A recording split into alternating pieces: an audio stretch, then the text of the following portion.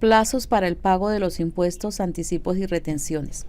Artículo 811. Facultad para fijarlos. El pago de los impuestos, anticipos y retenciones deberá efectuarse dentro de los plazos que para tal efecto señala el Gobierno Nacional. En el caso de importaciones, el impuesto a las ventas se liquidará y pagará conjuntamente con la liquidación y pago de los derechos de aduana. Artículo 812. Mora en el pago de los impuestos nacionales. El no pago oportuno de los impuestos, anticipos y retenciones causa intereses moratorios en la forma prevista en los artículos 634 y 635. Artículo 813. Exoneración de intereses moratorios. En los procesos relativos a cualquiera de los impuestos nacionales que se hallaban en trámite ante el Consejo de Estado el 6 de noviembre de 1985, no se causarán intereses moratorios ni corrientes entre esa fecha y el 6 de julio de 1986. Acuerdo de pago. Artículo 814. Facilidades para el pago. El subdirector de cobranzas y los administradores de impuestos nacionales podrán mediante resolución conceder facilidades para el pago al deudor o a un tercero a su nombre hasta por 5 años. Para el pago de los impuestos de timbre, de renta y complementarios sobre las ventas y la retención en la fuente o de cualquier otro impuesto administrado por la Dirección General de Impuestos Nacionales, así como para la cancelación de los intereses y demás sanciones a que haya lugar, siempre que el deudor o un tercero a su nombre constituya fideicomiso de garantía, ofrezca bienes para su embargo y secuestro, garantías personales reales, bancarias o de compañías de seguros o cualquiera otra garantía que respalde suficientemente la deuda a satisfacción de la administración. Se podrán aceptar garantías personales cuando la cuantía de la deuda no sea superior a 3.000 VT.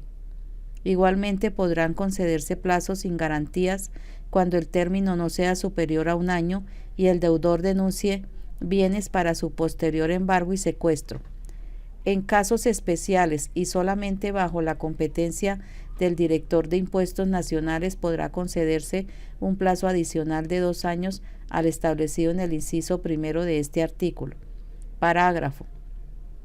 Cuando el respectivo deudor haya celebrado un acuerdo de reestructuración de su deuda con establecimientos financieros de conformidad con la reglamentación expedida para el efecto por la Superintendencia Financiera y el monto de la deuda reestructurada represente no menos del 50% del pasivo del deudor, el subdirector de cobranzas y los administradores de impuestos nacionales podrán mediante resolución conceder facilidades para el pago con garantías diferentes, tasas de interés inferiores y plazo para el pago superior a los establecidos en el presente artículo, siempre y cuando se cumpla la totalidad de las siguientes condiciones. 1.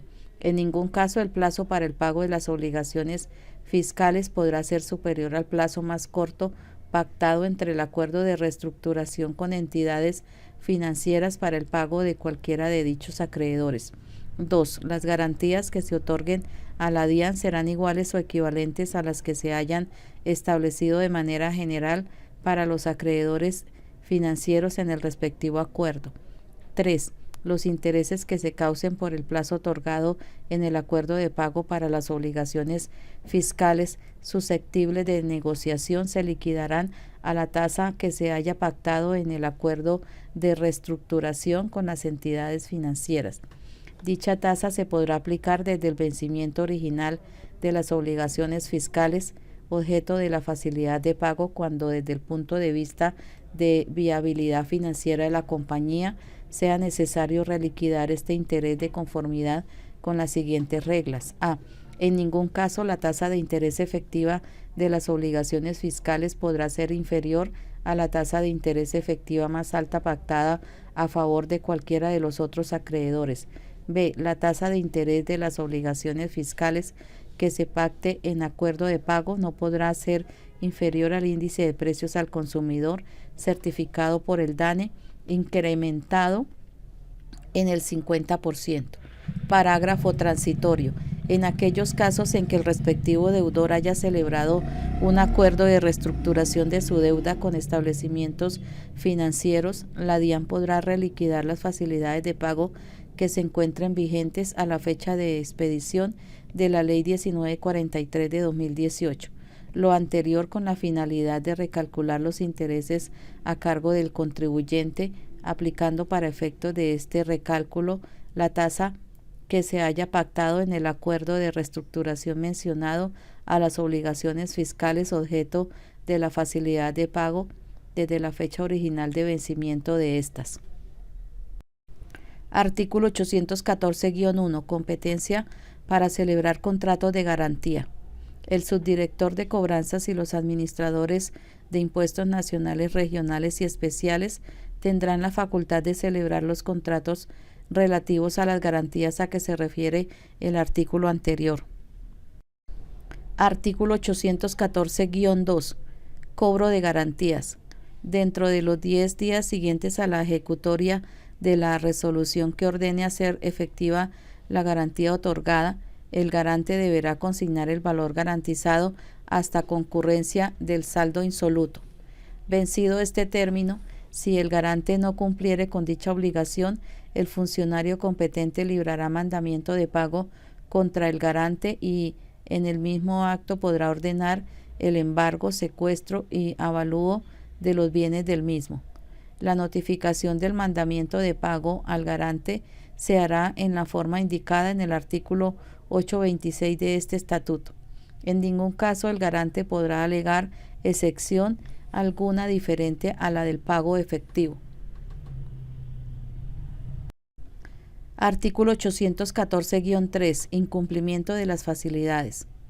Cuando el beneficiario de una facilidad para el pago dejare de pagar alguna de las cuotas o incumpliere el pago de cualquiera otra obligación tributaria surgida con posterioridad a la notificación de la misma, el administrador de impuestos o el subdirector de cobranzas, según el caso, mediante resolución, podrá dejar sin efecto la facilidad para el pago, declarando sin vigencia el plazo concedido, ordenado hacer efectiva la garantía hasta concurrencia del saldo de la deuda garantizada, la práctica del embargo, secuestro y remate de los bienes o la terminación de los contratos, si fuere el caso.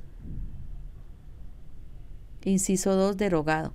Contra esta providencia procede el recurso de reposición ante el mismo funcionario que la profirió dentro de los 5 días siguientes a su notificación, quien deberá resolverlo dentro del mes siguiente a su interposición en debida forma. Compensación de las deudas fiscales. Artículo 815. Compensación con saldos a favor. Los contribuyentes o responsables que liquiden saldos a favor en sus declaraciones tributarias podrán a. Imputarlo dentro de su liquidación privada del mismo impuesto correspondiente al siguiente periodo gravable. B. Solicitar su compensación con deudas por concepto de impuestos, anticipos, retenciones, intereses y sanciones que figuren a su cargo. Parágrafo. Cuando se trate de responsables del impuesto sobre las ventas, la compensación de saldos originados en la declaración del impuesto sobre las ventas solo podrá ser solicitada por aquellos responsables de los bienes y servicios de que trata el artículo 481 de este estatuto, por los productores de los bienes exentos a que se refiere el artículo 477 de este estatuto, por los responsables de los bienes y servicios de que tratan los artículos 468 y 468-3 de este estatuto y por aquellos que hayan sido objeto de retención.